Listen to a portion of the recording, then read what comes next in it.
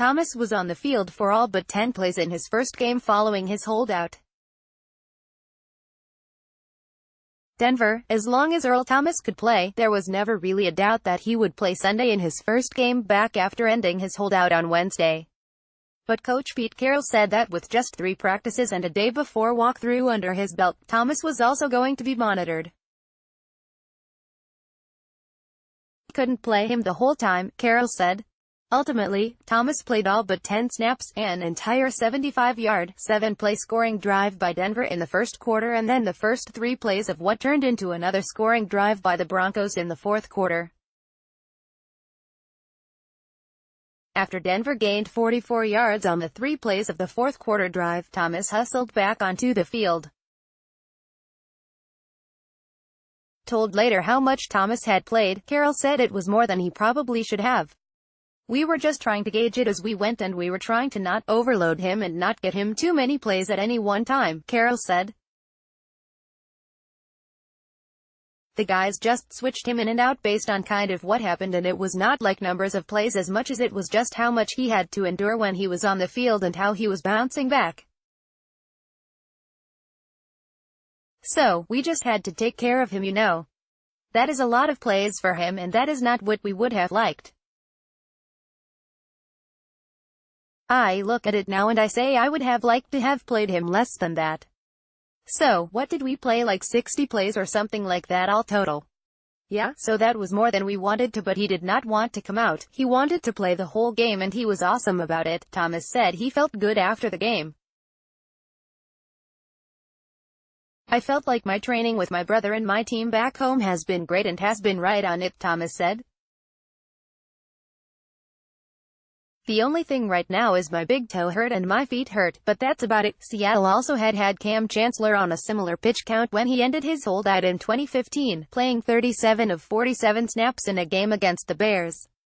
Marshall takes blame for offensive pass interference. The Seahawks appeared for a moment to take a 14-7 lead in the second quarter on a 7-yard pass from Russell Wilson to Brandon Marshall.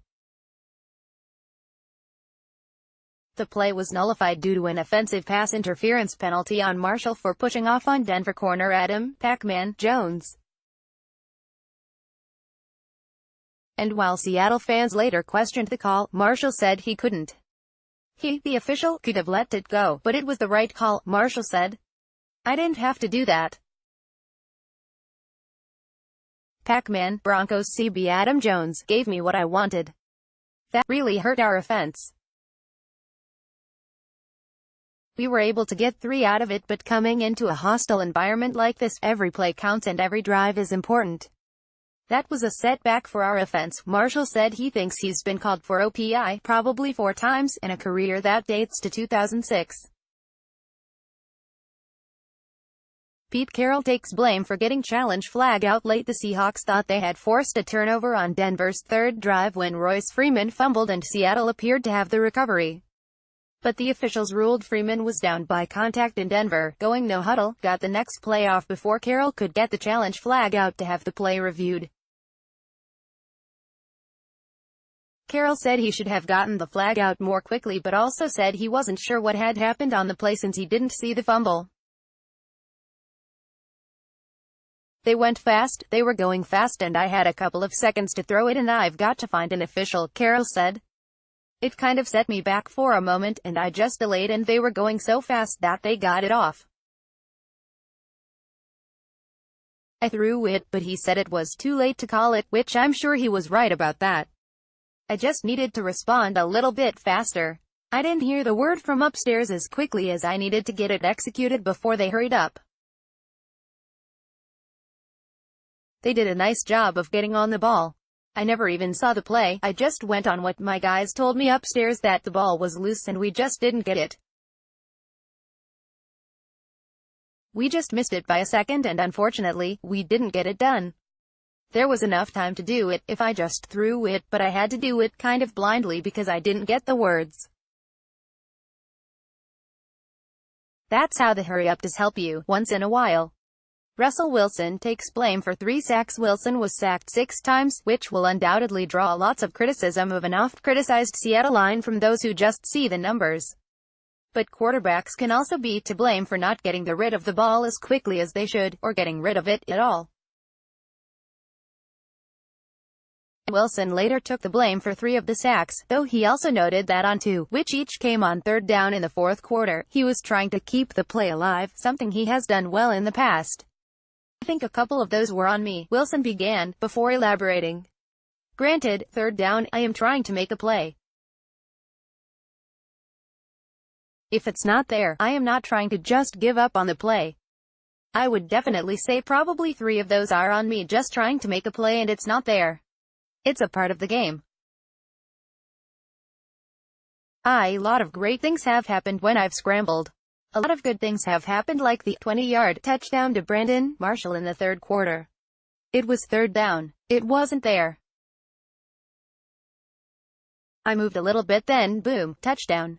You just have to play the game. I thought our line did a really good job.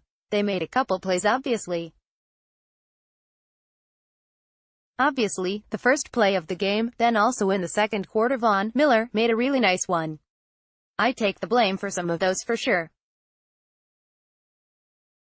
It is just playing ball, trying to go for it, trying to find something and make something happen. The sacks resulted in some significant lost yardage, 56 yards overall, including 22 on the last play of the first half when Seattle had driven to the Denver 41, and 13 on another in the fourth quarter. I think that when it's third down and 3 or 4, I've spun out and made a lot of plays, Wilson said when asked about the impact of the lost yards. I would probably say most of the time, it works. Sometimes it doesn't. With a guy like Von, sometimes it doesn't. I can throw it away, that is always an option too. I think we have a really good punter though. The good thing is he can kick it all the way at the end of the field, so I take my chances. Turnovers finally come. The Seahawks defense failed to force a turnover in 4 preseason games. On Saturday, the dam finally broke. "It's really just Seahawk football," said Bradley McDougald, after the 6th-year safety snagged 2 interceptions and free safety Earl Thomas added another in defeat. Pete Carroll drives that home every day. He's talking about the ball. It's all about the ball. It's all about the ball. It's all about the ball. Go get the ball. Whether you're punching it out or getting it out of the air, go get the ball. We showed that we are capable of doing that. We didn't have any in the preseason. To come out in the first game and take away the ball really means something. It didn't mean everything on Sunday, though, as Denver managed to pile up 470 total yards and 329 passing yards in a 27-24 victory. McDougald said the Broncos' offensive success had more to do with the Seahawks. "It's really us. It's us. It's us," McDougald insisted. Guys have to make better reads or make better schemes or communicate better. They did a good job of going hurry-up tempo or no huddle, and guys have to communicate better. I know we're tired. I know we're working hard, but guys have to communicate better and get to where you're supposed to be.